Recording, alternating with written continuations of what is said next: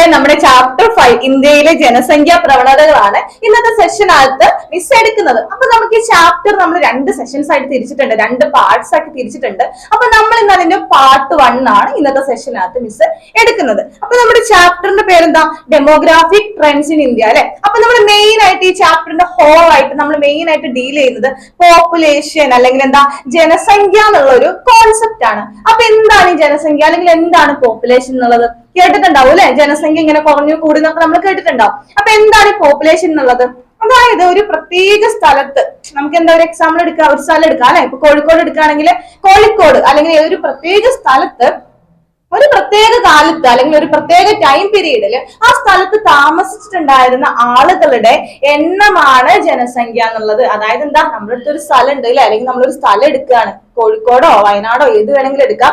അപ്പൊ ആ സ്ഥലത്ത് ഒരു പ്രത്യേക ടൈം പീരീഡിൽ, അതിപ്പോ ഒരു വർഷമായിട്ട് എടുക്കാം അല്ലെ. ഇപ്പൊ 2023 കോഴിക്കോട് എത്ര ആളുകൾ ഉണ്ടായിരുന്നു, ആ ആളുകളുടെ എന്താ എണ്ണമാണ് കോഴിക്കോടിന്റെ ജനസംഖ്യ അല്ലെങ്കിൽ പോപ്പുലേഷൻ എന്നുള്ളത്. ഇപ്പൊ വിചാരിക്കുകയാണ് കോഴിക്കോട് 2023 എത്ര ആളുണ്ടായിരുന്നു, ഒരു 1000 പേരുണ്ടായിരുന്നു എന്ന് വിചാരിക്കുക. അപ്പൊ കോഴിക്കോടിന്റെ ജനസംഖ്യ എന്താ? 2023 കോഴിക്കോടിന്റെ ജനസംഖ്യ എന്നുള്ളത് 1000 ആണ് അല്ലെ. എന്താണ്? 1000 ആൾക്കാരാണ് കോഴിക്കോട് 2023 ഉണ്ടായിരുന്നത്. അപ്പൊ ഇതുപോലെ ലോകത്ത് എന്താ ഒരുപാട് രാജ്യങ്ങളുണ്ട് നമുക്കറിയാം അല്ലെ. അപ്പൊ ഇങ്ങനെ ഓരോരോ രാജ്യങ്ങളിലുള്ള ജനസംഖ്യകള് പല പല ഇൻസ്റ്റിറ്റ്യൂട്ട് അല്ലെങ്കിൽ പല പല ഏജൻസികൾ അത് കാൽക്കുലേറ്റ് ചെയ്യും, എണ്ണം എടുക്കും അല്ലെ. നമ്മൾ തലയെണ്ണ എന്നൊക്കെ പറയത്തില്ലേ. അപ്പൊ അതുപോലെ എന്താണ്, ഓരോ രാജ്യങ്ങളിൽ എത്ര ആൾക്കാരുണ്ട്, അല്ലെങ്കിൽ ഇന്ത്യയിൽ എത്ര ആൾക്കാരുണ്ട്, ചൈനയിൽ എത്ര ആൾക്കാരുണ്ട്, അങ്ങനെയൊക്കെ നമ്മൾ കണക്കെടുക്കലുണ്ട്. ഇപ്പൊ ഇന്ത്യയുടെ കാര്യത്തിൽ എങ്ങനെയാ, ഇന്ത്യ തന്നെ ഒരു കണക്കെടുക്കലുണ്ട്. നമ്മുടെ വീട്ടിലൊക്കെ വരലുണ്ടാവും അല്ലെ. സ്കൂൾ ടീച്ചർമാരൊക്കെ നമ്മുടെ വീട്ടിലൊക്കെ വന്നിട്ട് ഇങ്ങനെ ചോദിക്കും, വീട്ടിൽ എത്ര ആൾക്കാരുണ്ട്, ആരൊക്കെയാണ്, അല്ലെങ്കിൽ എന്താ അവരുടെ ജോലി എന്താണ്, അവരുടെ ഏജ് ഗ്രൂപ്പ് എന്താണ്, കാര്യങ്ങളൊക്കെ നമ്മൾ സെൻസസ് എന്ന് പറയാറുണ്ട് അല്ലെ. സെൻസസ് എന്നുള്ള ഒരു പരിപാടി കേട്ടിട്ടില്ലേ. അപ്പൊ അതൊക്കെ എന്തിന്റെ ഭാഗമാണ്? ഈ ജനസംഖ്യ കണക്കെടുപ്പിന്റെ ഭാഗമാണ്. എന്താ, ഇന്ത്യയിൽ തന്നെ എന്താണ് നമ്മൾ ജനസംഖ്യ കണക്കെടുപ്പ് നടത്താറുണ്ട്. എന്തിനു വേണ്ടിയിട്ടാ? ഇന്ത്യയിലുള്ള ആൾക്കാരുടെ എണ്ണം അറിയാൻ വേണ്ടിയിട്ട്. അപ്പൊ അതുപോലെ തന്നെ നമ്മളൊരു ആഗോള തലത്തിൽ നോക്കുകയാണെങ്കിൽ UNFPA എന്ന് പറഞ്ഞിട്ട് ഒരു ഏജൻസി, എന്താ അത്, യുണൈറ്റഡ് നേഷൻസ് പോപ്പുലേഷൻ ഫണ്ട്, അങ്ങനെ ഒരു ഏജൻസി എന്താണ് എല്ലാ വർഷവും അല്ലെങ്കിൽ എന്താ ഇടയ്ക്കിടയ്ക്ക് അവര് പോപ്പുലേഷൻ ആ ഒരു എന്താ ജനസംഖ്യയുടെ കണക്കെടുപ്പ് നടത്തലുണ്ട്. അപ്പൊ ഇവരെങ്ങനെയാന്ന് വെച്ചാൽ എന്താ, ലോകത്തുള്ള മിക്ക രാജ്യങ്ങളിലെയും പോപ്പുലേഷൻ അല്ലെങ്കിൽ ജനസംഖ്യ എത്രത്തോളാണ് ഇവര് കാൽക്കുലേറ്റ് ചെയ്യുമ്പോൾ ഇവര് എണ്ണലുണ്ട്. അപ്പൊ ഇവരുടെ ഒരു കണക്ക് പ്രകാരം നമ്മൾ 2023 ഏറ്റവും റീസെന്റ് ആയിട്ടുള്ള കണക്കാണ് നമ്മുടെ കഴിഞ്ഞ വർഷം UNFPA ഇട്ടിട്ടുള്ള ഒരു കണക്ക്. അപ്പൊ ഈ 2023 ഈ കണക്ക് പ്രകാരം ലോക ജനസംഖ്യ എന്നുള്ളത് 804.5 കോടിയാണ്. അതായത് ലോകത്താകമാനം 804.5 കോടി ജനങ്ങൾ ഉണ്ടെന്നാണ് UNFPA പറയുന്നത്. അതുപോലെ തന്നെ UNFPAയുടെ 2023 റിപ്പോർട്ട് പ്രകാരം ഇന്ത്യയിലെ ജനസംഖ്യ എന്ന് പറയുന്നത് 142.86 കോടി ജനങ്ങളാണ്. 142.86 കോടി ജനങ്ങളാണ് ഇന്ത്യക്കകത്ത് ഉള്ളത് അല്ലെ. യുണൈറ്റഡ് നേഷൻസ് പോപ്പുലേഷൻ ഫണ്ട് അല്ലെങ്കിൽ UNFPA. നമുക്ക് 1 മാർക്കിന് ചോദിക്കാം UNFPAയുടെ ഫുൾ ഫോം എഴുതാൻ ചോദിക്കാം കേട്ടോ. അപ്പൊ എന്താ, യുണൈറ്റഡ് നേഷൻസ് പോപ്പുലേഷൻ ഫണ്ട്. അവരുടെ ലാസ്റ്റ് റിപ്പോർട്ട് എപ്പോഴായിരുന്നു? 2023. ആ റിപ്പോർട്ട് പ്രകാരം എങ്ങനെയായിരുന്നു? ലോകത്തുള്ള ജനസംഖ്യ എന്ന് പറയുന്നത് 804.5 കോടി. 804.5 കോടി. അതുപോലെ തന്നെ ഇന്ത്യയിലെ ജനസംഖ്യ എത്രയാ? 144.86 കോടി. അപ്പൊ ഇത്രയാണ് നമ്മുടെ കണക്കെടുപ്പും കാര്യങ്ങളും ഒക്കെ.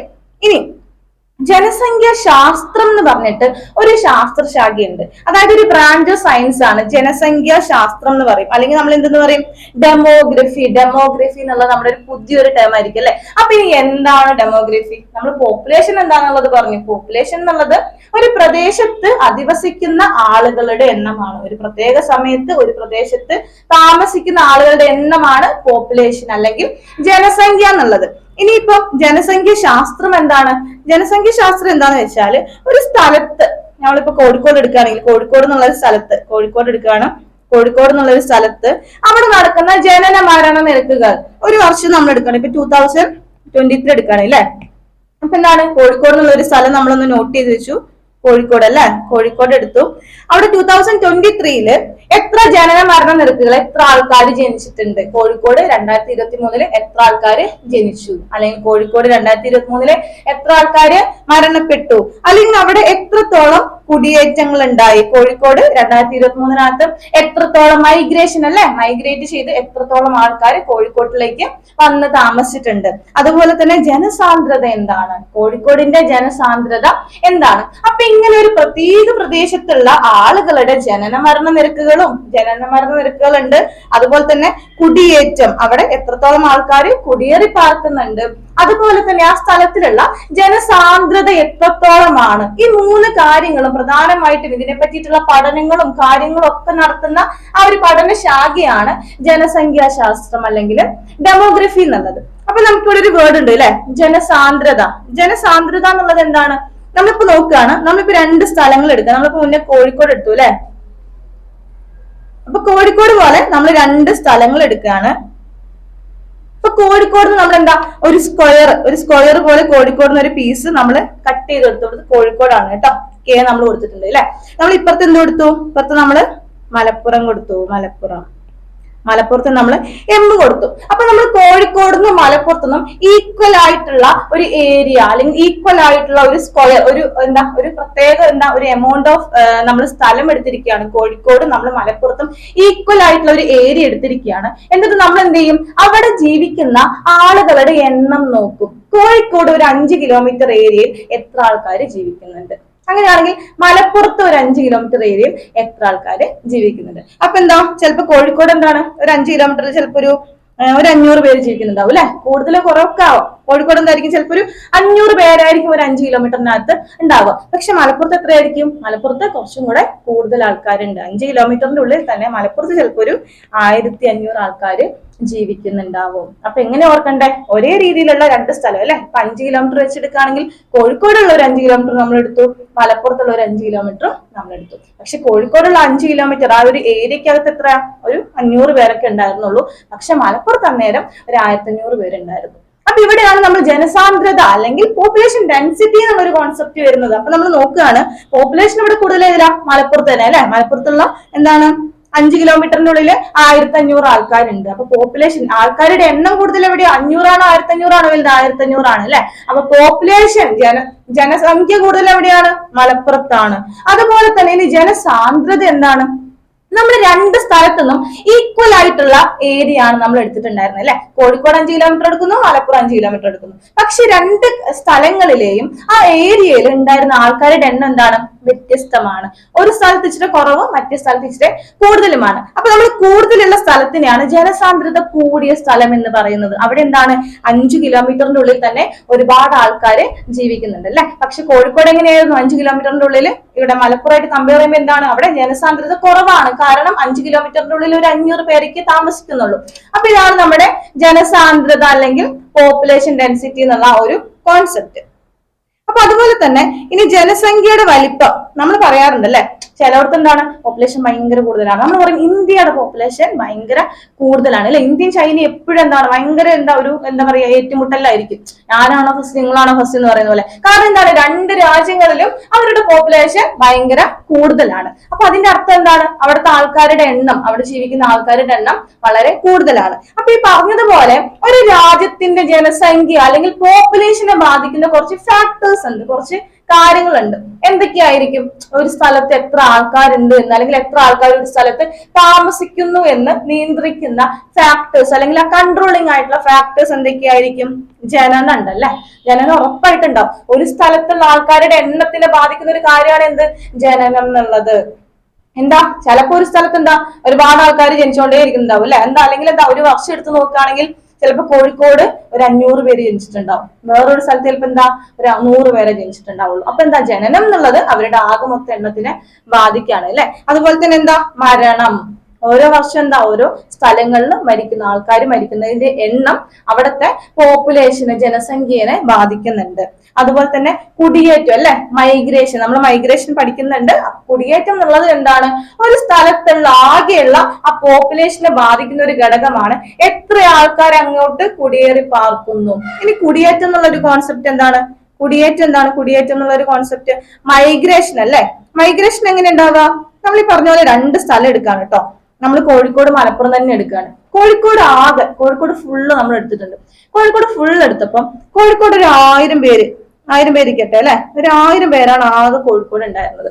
നമ്മുടെ മലപ്പുറത്ത് ഒരു 1500 പേര് ഉണ്ടായിരുന്നു. ആദ്യം തന്നെ എന്താ, കോഴിക്കോട് 1000 പേരുണ്ടായിരുന്നു, മലപ്പുറത്ത് 1500 പേരുണ്ടായിരുന്നു. ഇനിയിപ്പോ കുടിയേറ്റം എന്താണ്, കുറച്ച് ദിവസം കഴിഞ്ഞപ്പോ കോഴിക്കോട് നിന്ന് ഒരു 100 പേര് എന്ത് ചെയ്തു, മലപ്പുറത്തേക്ക് പോയി. കോഴിക്കോട് നിന്ന് ഒരു 100 പേരെന്തായി, മലപ്പുറത്തേക്ക് ചേക്കേറി, അല്ലെ, കുടിയേറി പാർത്തു. അവരങ്ങോട്ട് താമസം മാറ്റി. പല കാരണങ്ങൾക്ക് താമസം മാറ്റാം. കോഴിക്കോടുള്ള കുറെ പേര് വിചാരിക്കാണ് കുറച്ചാള് മലപ്പുറത്ത് പോയി നിൽക്കുക, അല്ലെങ്കിൽ മലപ്പുറത്ത് എന്താ പഠിക്കാനായിട്ടോ ജോലിക്കോ എന്തിനൊക്കെയോ കോഴിക്കോട് നിന്ന് കുറച്ച് ആൾക്കാർ, ഒരു 100 ആൾക്കാര് മലപ്പുറത്ത് പോയി താമസിക്കുകയാണ്. അപ്പൊ എന്തുണ്ടാവും, കോഴിക്കോട് ആകെ 1000 പേരുണ്ടായിരുന്നു, അല്ലെ, 1000 എന്താ 100 പേര് കുറഞ്ഞു, 100 പേര് മലപ്പുറത്തേക്ക് പോയി. അപ്പൊ ഇവിടെ ബാക്കി എത്ര പേരുണ്ടാവും, ഇവിടെ 900 ഉണ്ടാവും, അല്ലെ, 900 പേരുണ്ടാവും, അല്ലെ, ഇപ്പുറത്തോ. അപ്പൊ ആ സമയത്ത് എന്താണ്, മലപ്പുറത്ത് ആദ്യമേ 1500 പേരുണ്ടായിരുന്നു, പിന്നെ കോഴിക്കോട് അഡീഷണൽ ആയിട്ട് ഒരു 100 പേരും കൂടെ വരുന്നു. അപ്പൊ 1500 പ്ലസ് 100 വരുന്നു, 1600 ആൾക്കാരാവുന്നു.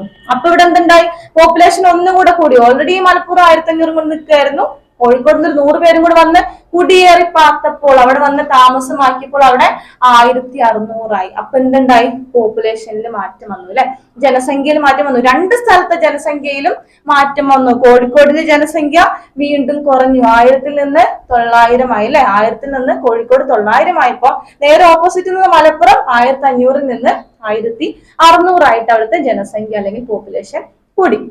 അപ്പൊ ഈ പറഞ്ഞ ജനനം, മരണം, കുടിയേറ്റം തുടങ്ങിയ കാര്യങ്ങളൊക്കെ ജനസംഖ്യ അല്ലെങ്കിൽ ഒരു സ്ഥലത്തുള്ള പോപ്പുലേഷനെ നല്ല രീതിയിൽ ബാധിക്കുന്നുണ്ട്.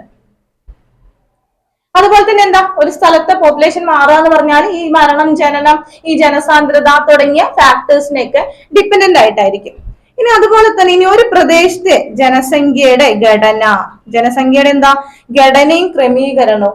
ഇനി ഒരു സ്ഥലത്ത് കുറെ ജനസംഖ്യ കൂടുതലാണ് നമ്മൾ പറയാണ് മലപ്പുറത്ത് ജനസംഖ്യ കൂടുതലാണെങ്കിൽ ഓൾറെഡി അറിയാം നമുക്ക് മലപ്പുറം ഡിസ്ട്രിക്റ്റിൽ എന്താണ് ഓൾറെഡി പോപ്പുലേഷൻ കൂടുതലായിട്ടുള്ള ഒരു ഡിസ്ട്രിക്ട് ആണ്, അല്ലെ. അപ്പൊ അവിടെ തന്നെ നമ്മൾ ഈ നോക്കുകയാണ് ആ ജനസംഖ്യയുടെ ഘടന എന്താണ്, അല്ലെങ്കിൽ ആ ജനസംഖ്യയുടെ ക്രമീകരണം എങ്ങനെയാണ്. മലപ്പുറത്ത് ഒരുപാട് ആൾക്കാരുണ്ട്, പോപ്പുലേഷൻ കൂടുതലാണെന്നറിയാം, ഡെൻസ് ആയിട്ട് ആൾക്കാരുണ്ടെന്ന് അറിയാം. എന്നാലും ആ ജനസംഖ്യയുടെ ക്രമീകരണം എങ്ങനെയാ നമുക്ക് ചോദിക്കാം, അല്ലെ, അല്ലെങ്കിൽ എന്താണ് സ്ട്രക്ചർ ആൻഡ് കോമ്പോസിഷൻ എങ്ങനെയാണ്. അപ്പൊ അതെങ്ങനെയാണ് ഒരു പോപ്പുലേഷന്റെ സ്ട്രക്ചറും കോമ്പോസിഷനും പറയുക. ഒരു സ്ഥലത്ത് പോപ്പുലേഷൻ കൂടുതലാണെന്ന് പറയുമ്പോൾ നമുക്ക് കിട്ടുന്ന ഐഡിയ എന്താണ്, അവിടുത്തെ ആൾക്കാരുടെ എണ്ണം കൂടുതലാണ്, അല്ലെങ്കിൽ എന്താ അവിടെ കുറച്ച് സ്ഥലത്ത് തന്നെ അവര് ഒരുപാട് ആൾക്കാർ അവിടെ താമസിക്കുന്നുണ്ട്. അതിന്റെ കൂടെ തന്നെ അപ്പൊ നമ്മൾ നോക്കുകയാണ് അവിടുത്തെ സ്ട്രക്ചർ ആൻഡ് കോമ്പോസിഷൻ എങ്ങനെയാണ്. സ്ട്രക്ചർ ആൻഡ് കോമ്പോസിഷൻ, ആ ആൾക്കാരുള്ളതിനകത്ത് ഏതൊക്കെ രീതിയിലുള്ള ആൾക്കാരാണ് കൂടുതൽ, അല്ലെങ്കിൽ എങ്ങനെയൊക്കെയുള്ള ആൾക്കാര് കുറവാണ്. അപ്പൊ അതിനകത്ത് എന്തൊക്കെ പെടും, ഒന്ന് പ്രായഘടന. നമ്മൾ പറയാണ് ഏതോ ഒരു സ്ഥലം ആയിക്കോട്ടെ, അവിടുത്തെ പോപ്പുലേഷനെ കുറിച്ച് നമ്മളൊരു പഠനം നടത്തുമ്പോൾ നമ്മൾ എന്തിനൊക്കെ പറ്റി പഠനം നടത്തും, പ്രായഘടന നോക്കും, അല്ലെ. ഒരു സ്ഥലത്ത് നമ്മൾ പറയാണ് അവിടുത്തെ പോപ്പുലേഷൻ കൂടുതലാണ്, അപ്പൊ നമ്മൾ നോക്കുകയാണ് പ്രായഘടന എങ്ങനെയാണ്, ഏത് പ്രായത്തിലുള്ളവരാണ് ആ ഒരു പ്രത്യേക സ്ഥലത്ത് കൂടുതലായിട്ടുള്ളത്. അതെന്താ 80 വയസ്സിന് മുകളിലുള്ളവരാണോ, 14 വയസ്സിന് താഴെയുള്ളവരാണോ, ശിശുക്കളാണോ, കുട്ടികളാണോ കൂടുതൽ, അല്ല മധ്യവയസ്കരാണോ കൂടുതൽ, അല്ലെങ്കിൽ ഓൾഡ് ആയിട്ടുള്ള ആൾക്കാരാണോ കൂടുതൽ. അതാണ് പ്രായഘടന എന്നുള്ളത്, അല്ലെ. അതുപോലെ എന്താണ് സ്ത്രീ പുരുഷാനുപാതം, എന്താണ് ഫീമെയിൽ മെയിൽ റേഷ്യോ. അതെന്താ സംഭവം, ഒരു സ്ഥലത്ത് എത്രത്തോളം സ്ത്രീകളുണ്ട്, അല്ലെങ്കിൽ ആ ഒരു സ്ഥലത്ത് എത്രത്തോളം പുരുഷന്മാരുണ്ട്. ചില സ്ഥലങ്ങളിൽ എങ്ങനെയായിരിക്കും കൂടുതൽ സ്ത്രീകളായിരിക്കും, അല്ലെ. ഇപ്പൊ ഓരോരുത്തരുടെ വീട്ടിലൊക്കെ നമ്മൾ എടുക്കാൻ, നമ്മുടെ വീട്ടിലേക്ക് ഫീമെയിൽ മെയിൽ റേഷ്യോ എടുക്കാൻ പറ്റും, അല്ലെ. നമ്മുടെ വീട്ടിൽ എത്ര സ്ത്രീകളുണ്ട്, എത്ര പുരുഷന്മാരുണ്ട് എന്നൊക്കെ. അപ്പൊ ചില വീട്ടിലൊക്കെ എങ്ങനെയാ കൂടുതൽ സ്ത്രീകളായിരിക്കും, അല്ലെ. ചിലപ്പോൾ കുറച്ച് പുരുഷന്മാരുണ്ടാവുള്ളൂ, വീട്ടില് ചിലപ്പോൾ 1-2 പുരുഷന്മാരായിരിക്കും, ബാക്കിയൊക്കെ സ്ത്രീകളായിരിക്കും. ചില വീടുകളിൽ എങ്ങനെ തിരിച്ചായിരിക്കും, അല്ലെ. അപ്പൊ അതുപോലെ തന്നെയാണ് നമ്മളൊരു പ്രദേശം, വലിയൊരു പ്രദേശം എടുത്തു കഴിയുമ്പോൾ എന്താ ചിലപ്പോ എന്താ കോഴിക്കോട് കൂടുതൽ ആൾക്കാർ സ്ത്രീകളായിരിക്കും, കുറച്ച് പുരുഷന്മാരുണ്ടാവുള്ളൂ. പക്ഷെ വേറൊരു ഡിസ്ട്രിക്ട് എടുക്കുമ്പോൾ, വയനാട് എടുക്കുമ്പോൾ ചിലപ്പോൾ എങ്ങനെയായിരിക്കും, അവിടെ കൂടുതൽ പുരുഷന്മാരായിരിക്കും, കുറച്ച് സ്ത്രീകളായിരിക്കും. അപ്പൊ ഇതിനെപ്പറ്റിയൊക്കെ നമുക്ക് പഠനം നടത്തിയാലല്ലേ അറിയത്തുള്ളൂ സ്ത്രീകളാണോ പുരുഷന്മാരാണോ കൂടുതൽ എന്നുള്ളത്. അപ്പൊ അതും ഏതിനകത്ത് പെടും, നമ്മുടെ ജനസംഖ്യാ ശാസ്ത്രത്തിനകത്ത്, അല്ലെങ്കിൽ ജനസംഖ്യയെ പറ്റിയിട്ടുള്ള പഠനങ്ങൾ നടത്തുമ്പോൾ നമ്മൾ അതിനകത്ത് സ്ത്രീ പുരുഷ അനുപാതം, ഫീമെയിൽ മെയിൽ റേഷ്യോ എങ്ങനെയാണെന്നുള്ളത് നോക്കും. അതുപോലെ തന്നെ ആശ്രിതാനുപാതം, ഡിപ്പെൻഡന്റ് റേഷ്യോ. ആശ്രിതരാവുക എന്ന് പറഞ്ഞാൽ എന്താ, ഡിപ്പെൻഡന്റ് ആവുക എന്ന് പറഞ്ഞാൽ എന്താ, നമുക്കറിയാം, അല്ലെ. നമ്മുടെ സമൂഹത്തിൽ ഒരുപാട് പേര് ഡിപ്പെൻഡന്റ് ആണ്, അല്ലെ. അവരെന്താണ് മറ്റുള്ളവരെ ആശ്രയിച്ചിട്ടാണ് ജീവിക്കുന്നത്. കാരണം അവർക്ക് പല രീതിയിൽ സ്വന്തമായിട്ട് ഏൺ ചെയ്യാനുള്ള, നമുക്ക് എന്താ സമ്പാദിക്കാനുള്ള കഴിവുണ്ടാവില്ല. എന്തുകൊണ്ടായിരിക്കും, ആരായിരിക്കും? അവർ ചിലപ്പോൾ എന്താ കുട്ടികളായിരിക്കും അല്ലെ. ചെറിയ കുട്ടികൾക്ക് കിട്ടുമോ? പൈസ കിട്ടുമോ? സമ്പാദിക്കാൻ പറ്റുമോ? ഇല്ല, പറ്റത്തില്ല. അപ്പൊ അവരെന്ത് ചെയ്യും? അവർ ആശ്രിതരായിരിക്കും. അവരവരുടെ പേരൻസിനെയൊക്കെ ഡിപ്പെൻഡ് ചെയ്ത് അങ്ങനെ അങ്ങ് ജീവിക്കും അല്ലെ. അതുപോലെ തന്നെ ഒരു ഏജ് കഴിഞ്ഞാലോ, ഇച്ചിരി പ്രായമായി കഴിഞ്ഞാലോ, ഒരു 19 വയസ്സ് കഴിഞ്ഞാൽ എന്താണ്? ഡിപ്പെൻഡന്റ് ആയിരിക്കും അല്ലെ. എന്താ, നമുക്ക് ജോലിക്കൊന്നും പോകാൻ പറ്റത്തില്ല, വയ്യാതായി. അപ്പൊ നമ്മള് മക്കളെയും അല്ലെങ്കിൽ എന്താ മരുമക്കളും അങ്ങനെയൊക്കെ ആയിട്ട് അവരെയൊക്കെ ഡിപ്പെൻഡ് ചെയ്ത് അവരെ ആശ്രയിച്ച് അങ്ങ് ജീവിക്കും. അതുപോലെ തന്നെ വേറെ പല ആരോഗ്യ പ്രശ്നങ്ങളായിട്ടൊക്കെ എന്താ, ചിലവർക്ക് ജോലിക്ക് പോകാൻ അതിനുള്ള കഴിവും കാര്യങ്ങളൊന്നും ഉണ്ടാവത്തില്ല. അപ്പൊ അവരെന്താണ്, മറ്റുള്ളവരെ, കൂടെയുള്ളവരെ ആശ്രയിച്ചിട്ടായിരിക്കും ജീവിക്കുന്നുണ്ടാവും. അപ്പൊ ഒരു പോപ്പുലേഷൻ എടുത്ത് നോക്കുമ്പോൾ അവിടെ എത്രത്തോളം ആൾക്കാർ ഈ പറഞ്ഞതുപോലെ ആശ്രിത അനുപാതം എടുക്കണം. അതായത് എന്താ, എത്രത്തോളം ആൾക്കാർ മറ്റുള്ളവരെ ഡിപ്പെൻഡ് ചെയ്തിട്ടാണ് ജീവിക്കുന്നതെന്നുള്ള ആ ഒരു റേഷ്യോ ഉണ്ടല്ലോ, എത്ര ആൾക്കാരെ ഡിപ്പെൻഡ് ചെയ്ത് എത്ര ആൾക്കാർ നിൽക്കുന്നു, ആ ഒരു റേഷ്യോനെയാണ് നമ്മൾ ആശ്രിത അനുപാതം എന്ന് പറയുന്നത്. അപ്പൊ നമ്മൾ എന്താ, ഒരു ജനസംഖ്യയുടെ ഘടനയും ഒരു സ്ഥലത്തുള്ള ജനസംഖ്യയുടെ ഘടന നോക്കുമ്പോൾ അല്ലെങ്കിൽ അതെങ്ങനെയാണ് ക്രമീകരിച്ചതെന്ന് നോക്കുമ്പോൾ ഈ പറഞ്ഞതുപോലെ സ്ത്രീ പുരുഷ അനുപാതം നമ്മൾ നോക്കും, പ്രായഘടന നോക്കും, അതുപോലെ തന്നെ ആശ്രിത അനുപാതം നമ്മൾ നോക്കും. അപ്പൊ ഈ 3 കാര്യങ്ങളും കൂടെ കണക്കിലെടുത്തുകൊണ്ടാണ് ഒരു പ്രദേശത്തുള്ള ജനസംഖ്യയുടെ ഘടനയും ക്രമീകരണവും ഒക്കെ നമ്മൾ തീരുമാനിക്കുന്നത്. ഇനി അതുപോലെ തന്നെ എങ്ങനെയാണ് ഇപ്പൊ ഈ ജനസംഖ്യ പഠനങ്ങൾ നടക്കുന്നത്? നമ്മൾ മുന്നേ പറഞ്ഞു അല്ലെ, ഈ ജനസംഖ്യയെ പറ്റിയിട്ട് ഒരുപാട് പഠനങ്ങൾ ലോകത്തൊക്കെ നടക്കുന്നുണ്ട്. ഓരോ സ്ഥലത്ത് ജനസംഖ്യ എങ്ങനെയാണ്, അവിടുത്തെ ആൾക്കാർ എങ്ങനെയാണ്, അവിടെ സ്ത്രീകളാണോ കൂടുതൽ, ഇവിടെ പുരുഷന്മാരാണോ കൂടുതൽ, ആശ്രിത അനുപാതം എങ്ങനെയുണ്ട്, അങ്ങനെയുള്ള ഒരുപാട് പഠനങ്ങൾ ലോകത്താകെ മൊത്തം നടക്കുന്നുണ്ട്. അപ്പൊ പ്രധാനമായിട്ടും അതിനുവേണ്ടി അവർ ചെയ്യുന്ന ഒരു മാർഗം എന്ന് പറയുന്നത് സെൻസസ് ആണ് കേട്ടോ. എന്താണ് സെൻസസ് അല്ലെ, അല്ലെങ്കിൽ എന്താണ് സർവേ നടത്തുന്നത്. നമ്മൾ മുമ്പ് പറഞ്ഞു, നമ്മുടെ വീടുകളിലൊക്കെ വരാറുണ്ട്. മെയിൻ എന്താ, ഇലക്ഷന്റെ ഒക്കെ മുന്നേ ഒരു സർവേകൾ വരാറുണ്ട്. അല്ലെങ്കിൽ എന്താ, കുറച്ച് വർഷങ്ങളാവുമ്പോൾ എന്താ, വർഷങ്ങളുടെ ഇടയിൽ ഗ്യാപ്പിലായിട്ട് സർവേ വരും അല്ലെ, സെൻസസ് വരും. അന്നേരം എന്താണ്, നമ്മുടെ തലയെണ്ണൽ എന്ന് പറയും, നമ്മുടെ വീട്ടിലൊക്കെ വന്നിട്ട് നമ്മുടെ ഫുൾ ഡീറ്റെയിൽസ് വാങ്ങിച്ചിട്ട് പോകും അല്ലെ. എന്തിനാ, ഗവൺമെന്റിലേക്ക് കൊടുക്കാനായിട്ട്. എത്ര ആൾക്കാരുണ്ട്, എത്ര സ്ത്രീകളുണ്ട്, എത്ര പുരുഷന്മാരുണ്ട്, തൊഴിലുകൾ എങ്ങനെയാണ്, ആശ്രിതരാരൊക്കെയാണ്, എത്ര പേര് വെച്ചുണ്ട്, അങ്ങനെയുള്ള ഫുൾ ഡീറ്റെയിൽസ് നമ്മുടെ അവര് കളക്ട് ചെയ്തുകൊണ്ട് പോകും അല്ലെ. അതെന്തിനാണ്? ഈ രീതിയിൽ ജനസംഖ്യ ശാസ്ത്രം അല്ലെങ്കിൽ ആ രീതിയിലുള്ള ഒരുപാട് പഠനങ്ങൾ നടത്താനും. പഠനങ്ങൾ എന്തിനാണ് നടത്തുന്നത്? പോപ്പുലേഷൻ എങ്ങോട്ടാണ് പോകുന്നതെന്നൊക്കെ അറിയണം അല്ലെ. ഒരു രാജ്യത്തിന്റെ പോപ്പുലേഷൻ കുറയുകയാണോ അല്ല കൂടുകയാണോ, എന്താണ് അവിടെ സംഭവിക്കുന്നത്, സ്ത്രീകൾ കൂടുതലാണോ, പുരുഷന്മാർ കുറവാണോ, എന്താ അവിടെ പ്രശ്നം, എന്തെങ്കിലും ഇഷ്യൂസ് ഉണ്ടോ, അപ്പൊ കാര്യങ്ങളൊക്കെ അറിയാനായിട്ടാണ് ഈ രീതിയിൽ ജനസംഖ്യ പഠനങ്ങളൊക്കെ നടത്തുന്നത്. അപ്പൊ അതിൽ പ്രധാനമായിട്ട് അവർ യൂസ് ചെയ്യുന്നത് ഡാറ്റ കളക്ട് ചെയ്യാൻ അല്ലെങ്കിൽ ഇൻഫർമേഷൻ കളക്ട് ചെയ്യുന്നത് സെൻസസിലൂടെയും സർവേയിലൂടെയൊക്കെയാണ്. അതുപോലെ തന്നെ ജനസംഖ്യ ശാസ്ത്രവുമായിട്ട് ബന്ധപ്പെട്ട മിക്ക കോൺസെപ്റ്റുകൾ കാര്യങ്ങളും രേഖപ്പെടുത്തുന്നത് നിരക്കുകളായിട്ടാണ്. എങ്ങനെയാണ്? ജനന മരണ നിരക്ക് നമ്മൾ പറയാം. എത്ര പേര് ജനിച്ചു അല്ലെങ്കിൽ എത്ര പേര് മരിച്ചു എന്നുള്ളതൊക്കെ എങ്ങനെയാണ്, ഏത് രീതിയിലാണ് നമ്മൾ അതിനെയൊക്കെ രേഖപ്പെടുത്താറ്? ജനന നിരക്ക്, മരണനിരക്ക്, സ്ത്രീ പുരുഷ അനുപാതം അല്ലെങ്കിൽ എന്താ, റേഷ്യോ ആയിട്ട് അല്ലെ. സ്ത്രീ പുരുഷ അനുപാതം, ഫീമെയിൽ മെയിൽ റേഷ്യോ, അല്ലെങ്കിൽ ജനന നിരക്ക്, ബർത്ത് റേറ്റ്, ഡെത്ത് റേറ്റ്, മരണനിരക്ക്. അപ്പൊ ഇതുപോലെ നിരക്കുകളായിട്ടാണ് നമ്മൾ ആകെ മൊത്തത്തിൽ ഈ ജനസംഖ്യയുമായിട്ട് ബന്ധപ്പെട്ടിട്ടുള്ള ഈ ഫാക്ടേഴ്സിനൊക്കെ നമ്മൾ രേഖപ്പെടുത്തുന്നത് നിരക്കുകളായിട്ടാണ്. ഇനി നമ്മൾ ഈ പറഞ്ഞ ജനസംഖ്യ ശാസ്ത്രം നമ്മൾ പറഞ്ഞിട്ടുണ്ടായിരുന്നു അല്ലെ. ജനസംഖ്യ ശാസ്ത്രം എന്താന്ന് പറഞ്ഞ, ജനസംഖ്യ ശാസ്ത്രം എന്നുള്ളത് എന്താ, ഒരു സ്ഥലത്തുള്ള ജനന മരണ നിരക്കുകള്, കുടിയേറ്റം, ജനസാന്ദ്രത തുടങ്ങിയവയെ പറ്റിയിട്ടുള്ള പഠനമാണ് ജനസംഖ്യ ശാസ്ത്രം എന്നുള്ളത്. ഈ ജനസംഖ്യ ശാസ്ത്രം തന്നെ നമ്മൾ രണ്ടാക്കി തിരിച്ചിട്ടുണ്ട്. ജനസംഖ്യ ശാസ്ത്രം നമ്മൾ രണ്ടാക്കി തിരിച്ചിട്ടുണ്ട്. 2 ബ്രാഞ്ചസ് ഉണ്ട്. ഡെമോഗ്രഫിക്ക് എത്രയാണ്? 2 ബ്രാഞ്ചസ് ഉണ്ട്. ഒന്നാമത്തതാണ് സാമൂഹ്യ ജനസംഖ്യ ശാസ്ത്രം, സാമൂഹിക ജനസംഖ്യ ശാസ്ത്രം ഉണ്ട്. അതുപോലെ ഔപചാരിക ജനസംഖ്യ ശാസ്ത്രം. ഒന്നെന്താണ്, സോഷ്യൽ ഡെമോഗ്രഫി ഉണ്ട്, അടുത്തത് ഫോർമൽ ഡെമോഗ്രഫി ഉണ്ട്. അപ്പൊ ഈ സോഷ്യൽ ഡെമോഗ്രഫിയും ഫോർമൽ ഡെമോഗ്രഫിയും തമ്മിലുള്ള ആ ബന്ധം അല്ലെങ്കിൽ എന്താണ്, എങ്ങനെയാണ് അത് രണ്ടും ഡിഫറെന്റ് ആയിട്ടുള്ളത്? നമുക്ക് ഏറ്റവും ഈസി ആയിട്ട് പറയുകയാണെങ്കിൽ ഒരെണ്ണം ക്വാണ്ടിറ്റേറ്റീവും ഒരെണ്ണം ക്വാളിറ്റേറ്റീവുമാണ്. ഒരെണ്ണം എന്താണ്, ഒരെണ്ണം ക്വാണ്ടിറ്റേറ്റീവ് ആണ്, എന്താ, എണ്ണം, മെഷർമെന്റ്, അളവുകളുടെ അടിസ്ഥാനത്തിലാണ്. മറ്റേത് ക്വാളിറ്റേറ്റീവ് ആണ്. അപ്പൊ ഏതൊക്കെയാണ്? അത് നമുക്ക് ഫോർമൽ ഡെമോഗ്രഫി നോക്കാം. ഔപചാരിക ജനസംഖ്യാ ശാസ്ത്രം എന്താ അത് പ്രധാനമായിട്ടും ഒരു രാജ്യത്തുള്ള ജനസംഖ്യകൾ അളക്കുക, സ്ത്രീ പുരുഷ അനുപാതം കണ്ടുപിടിക്കുക, അല്ലെങ്കിൽ എന്താണ്, പ്രായഘടന കണ്ടുപിടിക്കുക, അല്ലെങ്കിൽ എന്താണ്, അതുപോലെ ഒരു രാജ്യത്തുള്ള പല രീതിയിലുള്ള ജനസംഖ്യയുമായിട്ട് റിലേറ്റ് ചെയ്തിട്ടുള്ള പല രീതിയിലുള്ള നിരക്കുകൾ കണ്ടുപിടിക്കുക, കാര്യങ്ങൾ കണ്ടുപിടിക്കുക, ജനസംഖ്യ കണ്ടുപിടിക്കുക, സ്ത്രീ പുരുഷ അനുപാതം കണ്ടുപിടിക്കുക, ആ അളവ്, എണ്ണം, അളവ്, മെഷർമെന്റ് കണ്ടുപിടിക്കുന്നതാണ് ഫോർമൽ ഡെമോഗ്രഫി എന്നുള്ളത്. അതായത് സെൻസസ് സർവേ നടത്തുന്നതൊക്കെ ആരാ? Formal demography. അത് ചെയ്യുന്നവരാണ് സർവേ ഒക്കെ നടത്തുന്നത്. കാരണം എന്താ? അവർക്ക് അളവ് കിട്ടണം അല്ലെ, ആ ഒരു മെഷർമെന്റ് കിട്ടണം. എത്ര പേരുണ്ട്, എത്രയാണ് പോപ്പുലേഷൻ, എത്ര സ്ത്രീകൾ, എത്ര പുരുഷന്മാര്, എക്സെട്ര എക്സെട്ര. ആ അളവ് കണ്ടുപിടിക്കുന്നതാണ് ഫോർമൽ ഡെമോഗ്രഫി അല്ലെങ്കിൽ ഔപചാരിക ജനസംഖ്യാ ശാസ്ത്രം എന്നുള്ളത്. അപ്പൊ ഈ സാമൂഹ്യ ജനസംഖ്യാ ശാസ്ത്രം എന്താണ്? സോഷ്യൽ ഡെമോഗ്രഫി ഉണ്ട് അല്ലെ. നമ്മൾ ഫോർമൽ ഡെമോഗ്രഫിയിൽ സർവേ ഒക്കെ നടത്തി നമുക്ക് എണ്ണൊക്കെ കിട്ടും, നമുക്ക് മെഷർമെന്റ് ഒക്കെ കിട്ടും.